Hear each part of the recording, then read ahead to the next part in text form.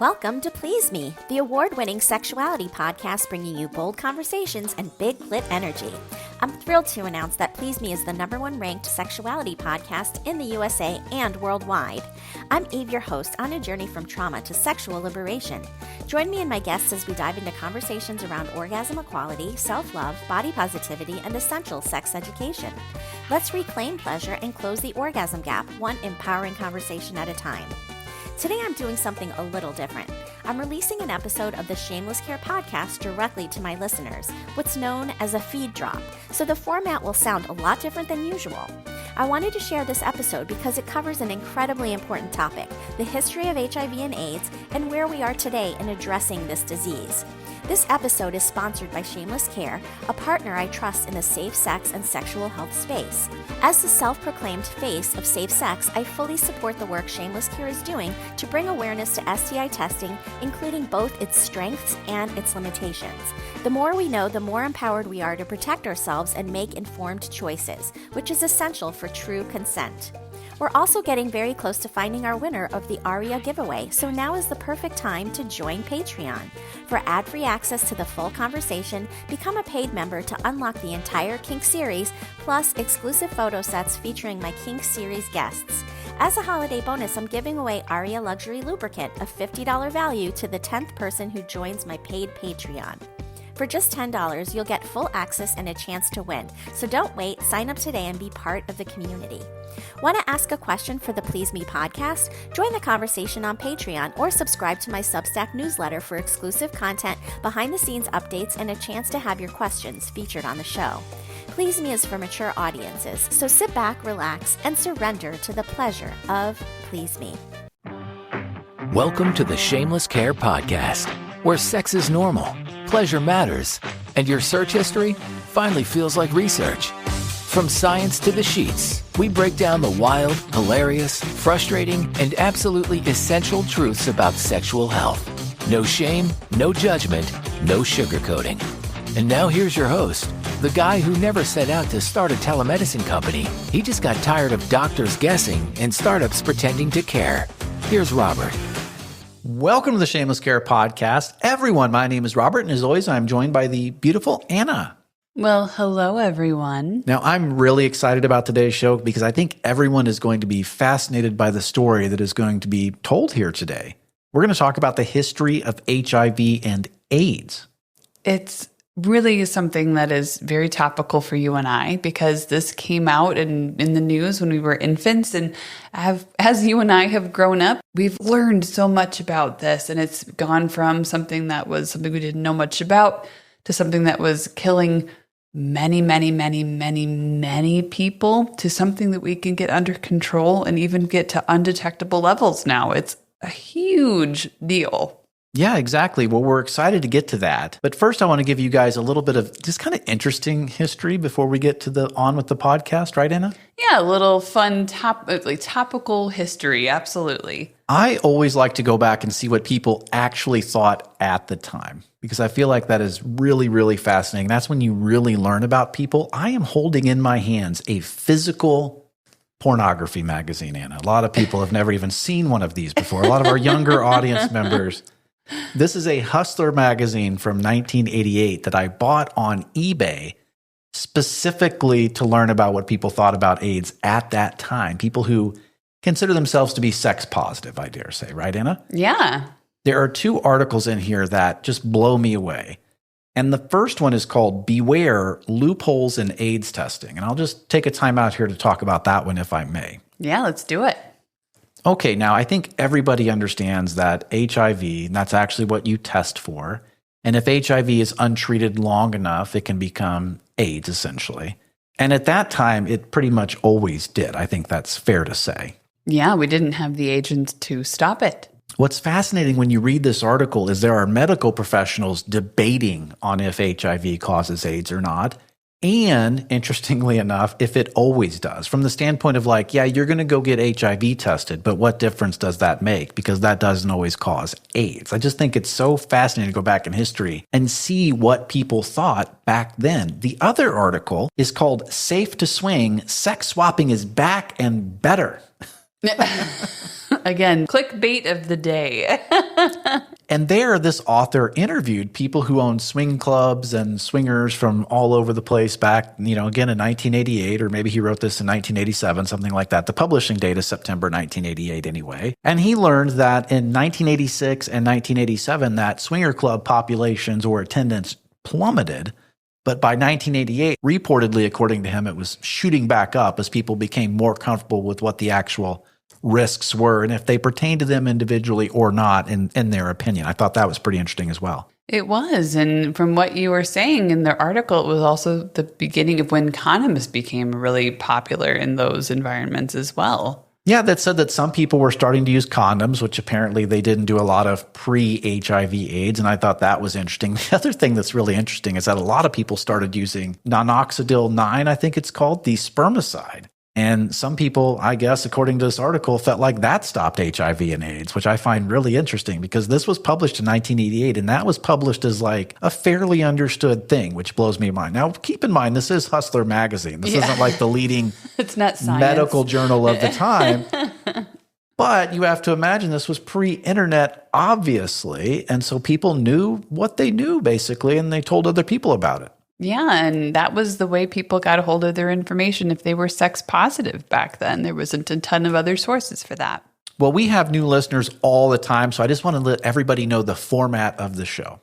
So right now we're doing what we call the introduction. We're getting ready to do the dirty joke of the week, where we just sort of break the ice with a dirty joke, right, Anna? Mm-hmm. Then we're going to do a foreplay segment where we give some topical news, sex news for the week. We do 2 of these shows a week, but we call it the Dirty Joke of the Week and Foreplay Segment of the Week. Don't ask me why. But then we have our main event, and that's where we're going to tell this complete story on the history of HIV and AIDS, which actually has a prominent role for Dr. Fauci from COVID fame, which, believe it or not, I mean, he must have been 80-something years old during COVID because he was 40 when this HIV and AIDS thing came around. And then we have our brief aftercare segment, and that's the show, right, Anna? That's it. You got it. All right. Well, with that in mind, let's go ahead and have our dirty joke of the week. Let's do it. It's time to break the ice with the Shameless Care Dirty Joke of the Week. Now, this is the part of the show where I tell a dirty joke, and the beautiful Anna judges it. And if she gives it a thumbs up, then we hear a... But if she gives it a thumbs down, then we hear a... All right, Anna, are you ready? I'm ready. I'm going to give you a warm-up one, okay? But you go ahead and judge this one just the same, okay? All right, But this is going to be a bonus joke. Okay. After his divorce, Mr. Jones realized that poker is not the only game that starts with holding hands and ends with a staggering financial loss. All right, maybe I needed a better warm-up joke. All right, here's the real joke, Anna. Are you ready? I hope it's better than the first. Ms. Parsons, the town Karen, called the sheriff at 1 o'clock in the morning to complain that 2 dogs were copulating on her front lawn. The sheriff suggested she throw cold water on them. Well, 10 minutes later, she called again to tell him that the water had not worked and that the dogs were still going at it. He told her to bang trash can lids together near the Randy canines. Well, 15 minutes later, she called yet again to complain that the noise had failed to work and that the dogs were copulating more vigorously than ever, Anna. Miss Parsons, the sheriff said slowly and deliberately, why don't you tell the dogs that they're wanted on the telephone? Will that stop them from copulating, she asked. Well, he said, it sure stopped me. All right, that was a slow thumbs up. I don't know. I had to think about it, but I got there. All right. Well, today's foreplay segment is good news. Are you ready to get to it, Anna? I am. Next up, foreplay. News about sex. Well, Anna, at the time of this recording, this is only a few days old. I hold in my left hand a press release from the Food and Drug Administration. Ooh. It says FDA approves 2 oral therapies to treat gonorrhea. Now, what's really interesting about these is that both of them are from a brand new classification of antibiotics that gonorrhea has never seen before, right, Anna? Yeah, this is really exciting because we did the whole super gonorrhea episode and learned a lot about how gonorrhea keeps burning through antibiotics. Right. So a lot of people think that all STIs are kind of becoming resistant to everything. That's what people are really terrified about, and that's what they often think. But like syphilis, for example, is still very susceptible to the very first antibiotic used against it, which is penicillin from 1942 or 44, something like that. Yeah. Chlamydia has no resistance against doxycycline, which is still its first-line treatment, works pretty much every time. But gonorrhea is a different kind of bug where it just evolves really quickly. And I think this is now its 5th classification of antibiotics that it's on. To put it in perspective, it had only been a few years until it became resistant to penicillin, back in the day. Oh, yeah, it did not last long. The treatment that's used for it right now is a single intramuscular injection, which works really, really well. That's the CDC preferred treatment, still working very well. There have been a few cases around the world that have been resistant to that, but those cases have still been able to be cured. It's not like a panic situation right now. But this entire new classification of antibiotics that is now approved is something that gonorrhea has no susceptibility to at all right now. Now, I asked Anna to learn how to pronounce these drug names before the show, so let's see how she did. Go ahead, Anna. Well, the 2 brand names are Nuzolvence and Blujepa. If you want the generic names, I can give you the bonus generic names as well, but we're trying not to, be as nerdy as we can be here. No, that's okay. And I think it's fantastic that they're oral treatments because that intramuscular injection is quite a doozy for sure. Anna, are you ready for the main event? I can't wait. And now, the main event, the part you came for. Guest interviews, taboo topics, and real talk you won't hear in your doctor's office. Well, Anna, over 40 years have passed since the first whispers of a mysterious deadly illness began circulating among doctors and the public. In that time, we've gone from utter confusion and fear to a place of knowledge, effective treatment, and even prevention. In today's episode, we delve into the complete history of the AIDS crisis, how it started, what experts first thought, and sometimes what they got wrong, how the public responded, and how far we've come. We'll highlight voices like Dr. Anthony Fauci, who witnessed the epidemic from day one, to emphasize just how little was known then compared to now.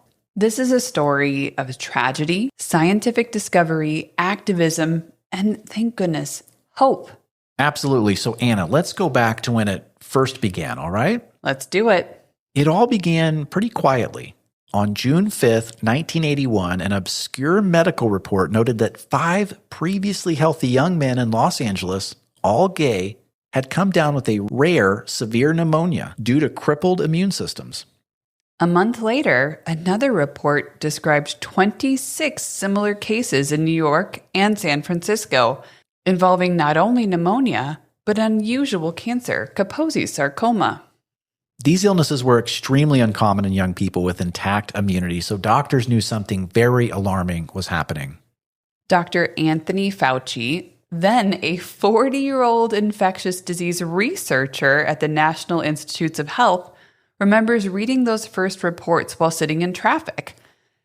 This is a quote, "I got chills up and down my spine," Fauci said. "Oh my God, this has to be a new disease." As more cases surfaced, it became clear the immune system itself was being destroyed. By the end of 1981, 337 cases of this unexplained immune collapse had been reported in the United States, and tragically, 130 of those patients, nearly 40%, were already dead. Young men and a few women and children were wasting away from infections their bodies could no longer fight. At first, because many early cases were in gay men, some doctors labeled it GRID, gay-related immune deficiency. But soon it was obvious this was not limited to one community. Cases appeared in heterosexual people, hemophiliacs who received blood transfusions, infants born to sick mothers, and people who injected drugs. In mid-1982, the disease was officially named AIDS, acquired immune deficiency syndrome. Researchers began to suspect an infectious agent like a virus. I kept going it over in my mind. We were dealing with a brand new infection, and it was likely a virus. And that's what Fauci recalled back in those early days. In fact, his team assumed it might be a zoonotic virus, which jumps from animals to humans, which would later prove true. The virus originated from a chimpanzee virus in Africa.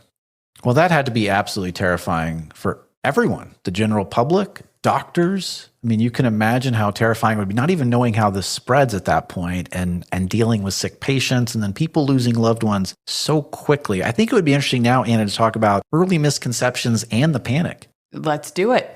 In those early years, experts were literally scrambling in the dark here. Many assumptions turned out to be wrong.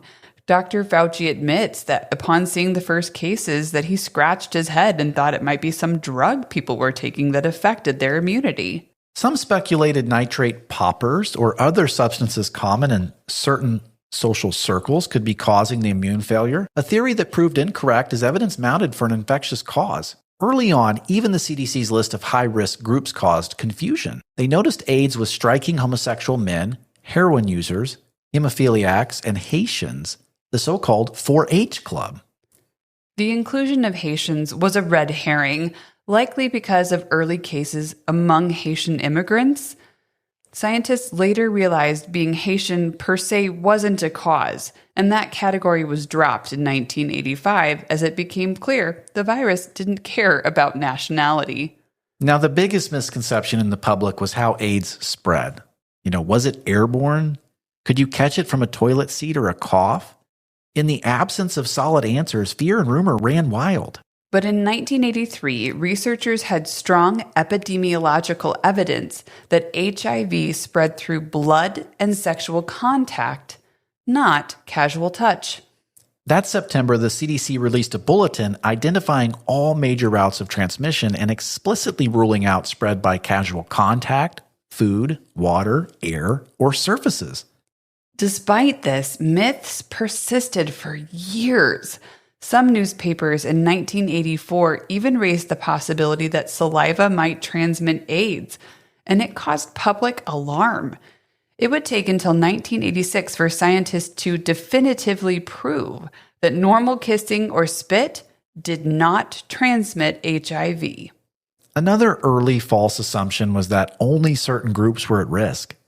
That AIDS was a gay disease or limited to drug users was tragically wrong. As Surgeon General C. Everett Koop later wrote in 1988, people who have died of AIDS in the United States have been male and female, rich and poor, white, black, Hispanic, Asian, and American Indian. Dr. Fauci also warned his colleagues early on. He quotes, "People thought I was nuts. They were asking me, why are you focusing on this disease of gay men only?" And he said, "This was not just going to stay with gay men. It's going to be a major, major problem." He knew that because HIV spreads through universal behaviors like sex, it would soon appear in all populations, and sadly, he was right. Well, Anna, I think that is absolutely fascinating. I think we should now begin to talk about the HIV virus. When did they actually start to figure this out? Well, scientists were desperate to find the cause of AIDS. And by 1983 and 84, they found it, and it was a virus. In May 1983, Dr. Francois Bar-Senoussi and Luc Montagnier had a team in France that isolated a new retrovirus that was later named HIV from an AIDS patient's lymph node. The following year, Dr. Robert Gallo in the United States confirmed the virus was the cause of AIDS. In April 1984, the United States Health Secretary Margaret Heckler held a famous press conference announcing the discovery of the virus, initially called HTLV-3, and optimistically declaring a vaccine might be ready in 2 years. In hindsight, that optimism was definitely misplaced. No vaccine exists decades later, but at the time, this discovery was a huge breakthrough. Now, with the virus identified as HIV, scientists raced to develop a blood test. By March of 1985, the first HIV antibody test was approved and blood banks began screening donations. This was crucial to stop transfusion-related infections. It also allowed public health officials to measure how many people were infected. When those first test results came in, the news was chilling. Dr. Fauci said we were horrified. We had only been dealing with the tip of the iceberg. There were many fold people who were infected and hadn't yet got clinically ill. In other words, hundreds of thousands of people were walking around with HIV with no symptoms, meaning the epidemic was far larger than the AIDS cases seen so far. By 1986, the virus was officially named HIV, and it became clear that it had originated decades earlier in Central Africa. Cases were reported across Europe, Africa, Asia. It was a global phenomenon. The World Health Organization held its first meeting on AIDS in 1983 and launched the international surveillance. Scientists also learned that HIV could lie dormant in the body for years. The typical time from HIV infection to developing full-blown AIDS was around 8 to 10 years in the absence of treatment.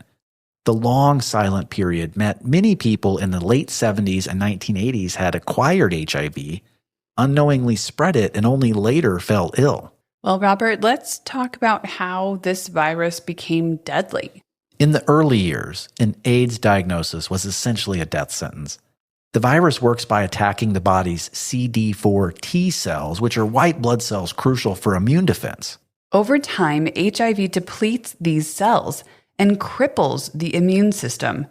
Once CD4 counts fall low enough, the person becomes vulnerable to opportunistic infections, diseases that a healthy immune system would normally fight off.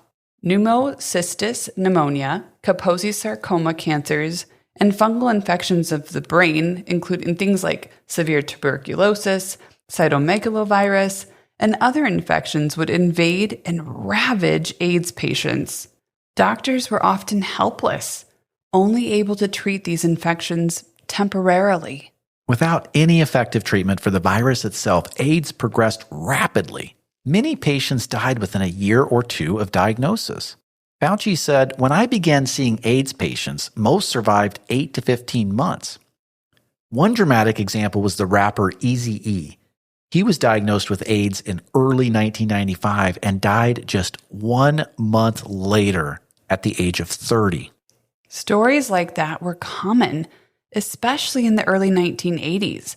By the time someone was diagnosed, their immune system was already devastated. Family, friends, and entire communities witnessed young people wasting away in a matter of months. In 1984, AIDS was dubbed the 100% killer. Virtually nobody survived it long term. Hospitals were filled with patients whom staff sometimes feared to touch. And you can imagine that's true, Anne. I mean, early on, some healthcare workers worried about casual transmission until better guidelines came along. That's right, Robert. Fear kind of took over before knowledge really set hold. Meanwhile, funerals became tragically routine in affected communities. From 1981 to 1987, the number of annual AIDS deaths soared in the U.S. every year. By 1994, AIDS had become the leading cause of death for Americans aged 25 to 44, which is a shocking statistic for a disease only recognized a decade earlier. All right, Anna, let's go ahead and talk about the government response and public awareness, because there's the medical side of this, and then there's the upside, right? What took place to get us where we are today, too slowly, but surely. Well, like you were saying, the first few years of the crisis, the U.S. government was startlingly silent. President Ronald Reagan, who was in the office from 1981 to 1989, famously did not even say the word AIDS in public until 1985. By that time, thousands had already died. There was a perception in some political circles that this was a disease of others, like gay men, drug users, which sadly delayed a robust federal response. Under pressure, Reagan finally tasked Surgeon General C. Everett Koop to write a comprehensive report. Dr. Koop, who was a conservative Christian doctor, surprised many by becoming a champion of straight talk on AIDS. In October 1986, he released the Surgeon General's report on AIDS, which for the first time from a high government office made it clear that HIV cannot be spread casually and called for frank sex education. Koop did not mince words. He believed public health was paramount. As he put it, Americans, especially young people, must not die because they were deprived of explicit information about how HIV was transmitted.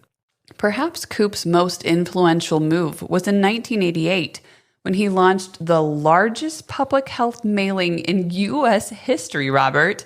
On May 26, 1988, the U.S. government mailed an 8-page brochure titled Understanding AIDS to every American household, over 107 million homes. Isn't that crazy? It is, and I've read every word of that. It's available online, and it is amazing, and it does not mince words about exactly how AIDS spreads, and it's 100% factual, even by today's standards. It's fantastic.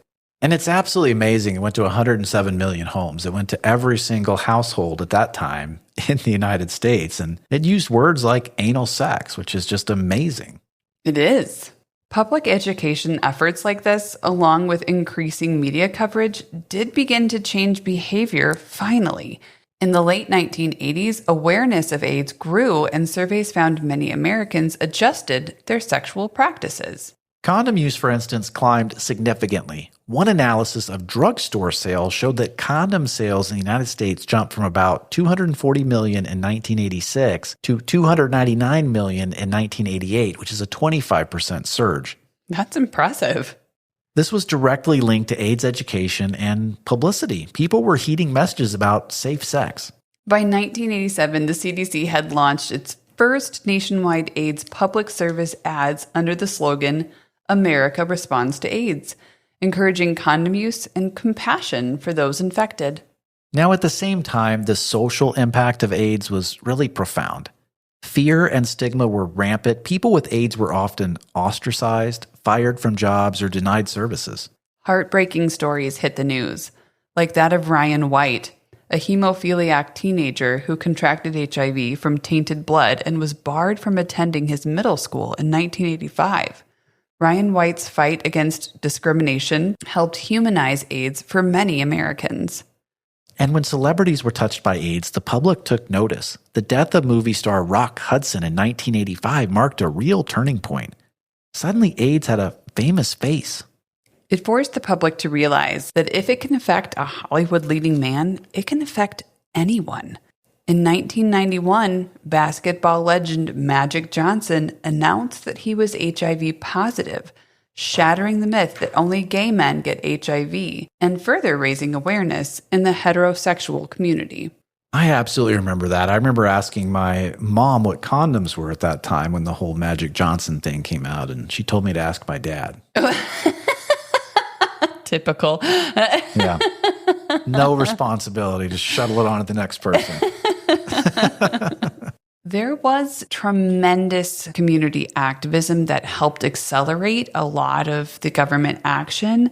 There was a group called ACT UP, and that stands for AIDS Coalition to Unleash Power, and that was in 1987. And because of a lot of their actions, they really kept pushing policies along. And finally, Congress passed the first significant AIDS funding bill in 1988. And hired a AIDS czar in 1988 as well. And that era closed with the first World's AIDS Day on December 1st, 1988, a sign that the world was uniting to combat the disease. Anna, let's go ahead and talk about the height of the epidemic in the 1990s. Well, Robert, by the early 1990s, the AIDS crisis was at its peak toll in many parts of the world. In the United States, epidemiologists later estimated that the new HIV infections reached a peak of about 130,400 per year in 1984 and 1985. Throughout the late 1980s, roughly 50 to 60,000 Americans were becoming infected with HIV each year. And of course, deaths lagged a few years behind infections. They continued to rise into the early 1990s as those infected in the 1980s succumbed to AIDS. 1995 was the deadliest year in the U.S. Over 50,000 Americans died of AIDS that year.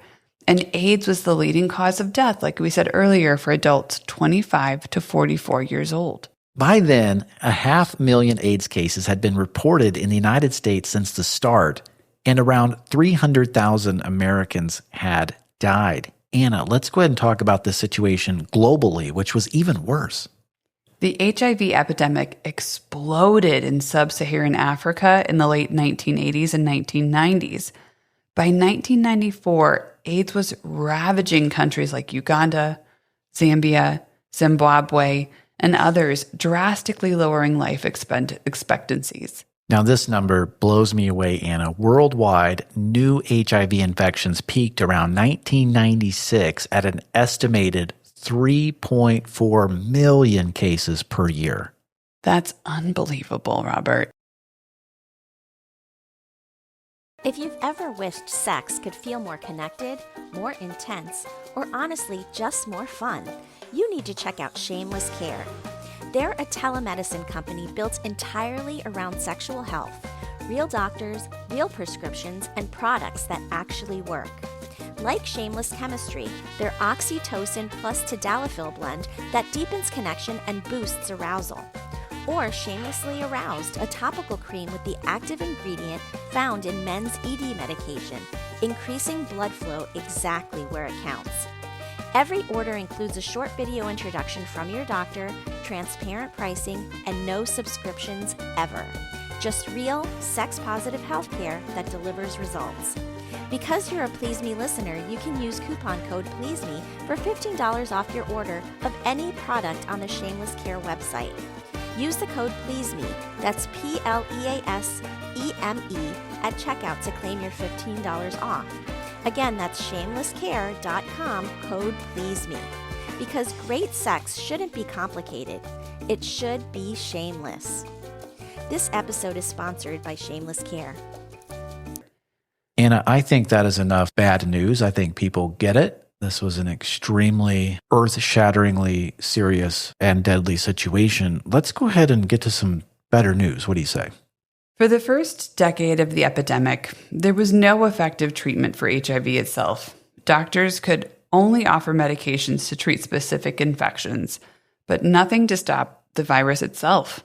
So things like antibiotics for pneumonia and that sort of thing. And that changed in March of 1987 when the FDA approved AZT, the first antiretroviral medication for AIDS. AZT had initially been developed to fight cancer, but it showed some ability to inhibit HIV replication. This was not a miracle cure. It was actually far from it. AZT was extremely high dose, burdening patients with pills every 4 hours around the clock, and caused severe side effects like anemia. Over time, HIV also developed resistance to AZT when used alone. But AZT was proof that antiretroviral therapy was possible and could prolong the lives of some patients. For many desperately ill in 1987, AZT offered a few extra months or years of life, buying time until better drugs could be found. Through the late 1980s and early 1990s, a few other antiretroviral drugs were introduced, like DDL, DTC, and D4T. But these were also used one at a time and had limited success. HIV would almost always mutate and become resistant to single drugs. Researchers likened it to squeezing a balloon. You push the virus in one spot and it bulges out in the other.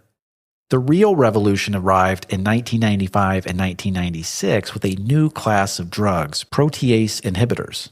In 1995, the FDA approved saquinavir, the first protease inhibitor, which ushered in a new era of powerful combination therapy. Scientists discovered that by hitting HIV at multiple points in its life cycle simultaneously, they could suppress it much more effectively. This approach was dubbed HAART, or HAART, standing for High Active Antiretroviral Therapy, which was essentially a cocktail of 3 or more drugs used together. Now, at the July 1996 International AIDS Conference in Vancouver, researchers announced that HAART could reduce HIV in a patient's blood to undetectable levels and dramatically restore immune function. It was like a light switch flipped. Within a year, AIDS wards in wealthy countries began emptying out as patients who had been on death's door rose from their beds. This was sometimes called the Lazarus effect, and you just have to stop for a second and really fully appreciate this breakthrough.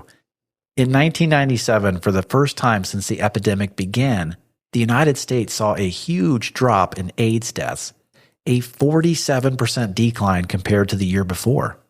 Which is such good news. HIV/AIDS transformed from an acute fatal illness to a manageable chronic condition. As Dr. Fauci described, today's newly diagnosed 20-year-old patient, if he or she follows the science, can expect to live for 50 years or more. Considering that in the 1980s, survival after the AIDS diagnosis was often under 2 years, it was one of the most transforming advances in the history of medicine. The drug regimen in the late 90s could be burdensome. Dozens of pills a day, strict schedules, and side effects like nausea, diarrhea, fat redistribution, but it kept people alive.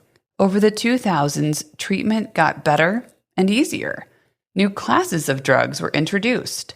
Pharmaceutical companies eventually combined multiple drugs into single pills, greatly simplifying therapy. Today, in 2025, many patients take just one pill a day or receive long-acting injections with minimal side effects. If they stay on the treatment, the amount of virus in their blood can be suppressed so low that it's undetectable and even untransmittable to others. A concept known as U equals U, undetectable equals untransmittable. And I think just before we move on to where we are today, let's just recap some of these numbers from the peak to today, because I think it really helps to fully appreciate the medical breakthroughs that we've seen. Well, the numbers are staggering, Robert. I'll just give two very short ones. At the peak of this crisis, 130,000 Americans were getting HIV each year, and 50,000 people were dying in the mid-90s per year. That has decreased dramatically since then, and globally, the yearly death toll declined from 2 million in 2004 to 600,000 in 2024. So in 20 years, it's a huge difference. It's a huge decline. And of course, now when we did a podcast on the history of PrEP, basically what medical professionals have done and drug companies and the United States government is taken those HIV treatments that make the virus undetectable and untransmittable and put it into a format which prevents you from getting HIV in the first place. And that's known as PrEP, pre-exposure prophylaxis, right, Anna? That's right. And it's really exciting. It is exciting. It's now a generic, and we talk about it probably often enough that people who listen to the show have heard about it. But if not, I think it begs the question really, okay, why are people still getting HIV today then, Anna? What's going on there? The answer comes down to gaps in awareness, access, and behavior. Not everyone who could benefit from PrEP is using it. In fact, the CDC estimates that only about 36% of Americans who need PrEP were actually on it in 2022. Many people at risk either don't know about PrEP, don't have access to a provider or insurance to get it, or face social barriers. There are stark racial disparities. Among those who can benefit, an astonishing 94% of white Americans were prescribed PrEP, but only 24% of Latinos and 13% of Black Americans were accessing it in 2022. This despite Black and Latino communities having higher infection rates. The reasons vary, like unequal healthcare access, fewer providers offering PrEP in some areas, mistrust of the medical system, which we talk a lot about on this podcast, and stigma around HIV or sexuality. One striking example is that surveys found about 1 in 3 primary care doctors in the U.S. had not even heard of PrEP a few years ago. And if doctors don't bring it up, patients, like we've talked about before, tend to not want to bring that kind of stuff up to their doctors. I'm skeptical that would still be true today, Anna. I don't know, but it's hard for me to imagine a doctor not knowing about PrEP in these days and age. Another thing to remember is that PrEP requires consistent use. So if there's any kind of challenge in your life, homelessness, poverty, those types of things, and getting access to this drug, if you're not taking it consistently, it's not effective. So that is another barrier to getting this into the population. Well said, Anna. Are you ready for some aftercare? I am. It's time to wrap things up with aftercare, because thoughtful conversations deserve thoughtful endings. You know, Anna, we live in a time when people always think that things are getting much, much, much worse. I'm not getting political here, but I have millennial friends who refuse to have kids because of global warming, for example, and things like that. And I think this is just one of those opportunities to look back at history and think, my God, how far have we come in just a couple of decades? Absolutely. I mean, I still can't believe that 2004 was the peak death rate. That was only, almost 22 years ago. And here we are in a much better place and state because of science and advancement. Right. And I have a family member with HIV. I'm sure a lot of you do as well. I still hear of these things all the time. I've not had a family member that's died of AIDS that I know of, but people talk to me about this all the time. A couple of years ago at Naughty New Orleans, the swinger lifestyle event in New Orleans, I was just at the bar having a drink. Anna wasn't there, so I was sad and lonely. And I'm talking to a couple that's sitting there, and I have no idea if they were there with the convention or not. This was a bar just on Bourbon Street or somewhere like that. And he asked what I do, and he was not a young man. I would say maybe 60, something like that. And I started talking to him about it, and he immediately tells me about him losing his brother to AIDS in the 1980s, and he started to cry. This is something that is still very, very real to so many people. Scarring events like these leave a mark, and it's permanent in people's lives. But it's one of those things where there's hope that in the future, this won't be something that leaves a lasting impact. Absolutely. Well, thank you so much, everybody, and we will be back in a few days.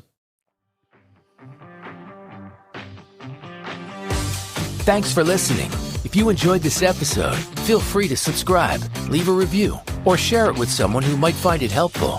See you next time. If you're feeling disconnected from your body, struggling with intimacy, or facing a sexual health condition, you're not alone. There is no shame in what you're experiencing, and you don't have to figure it out on your own. But the longer you wait, the harder it becomes to reclaim your confidence, pleasure, and connection. That's why I offer a free 15-minute discovery call to explore what's going on and whether working together is the right next step. Spots fill quickly, so don't wait. The link is in the show notes. Grab your time now. I want to personally invite you to join me on Patreon for ad-free listening, bonus episodes, and early releases. Already there is a lot of bonus content on there with many webinars that I've done in the past and a show that I've never released to the public before.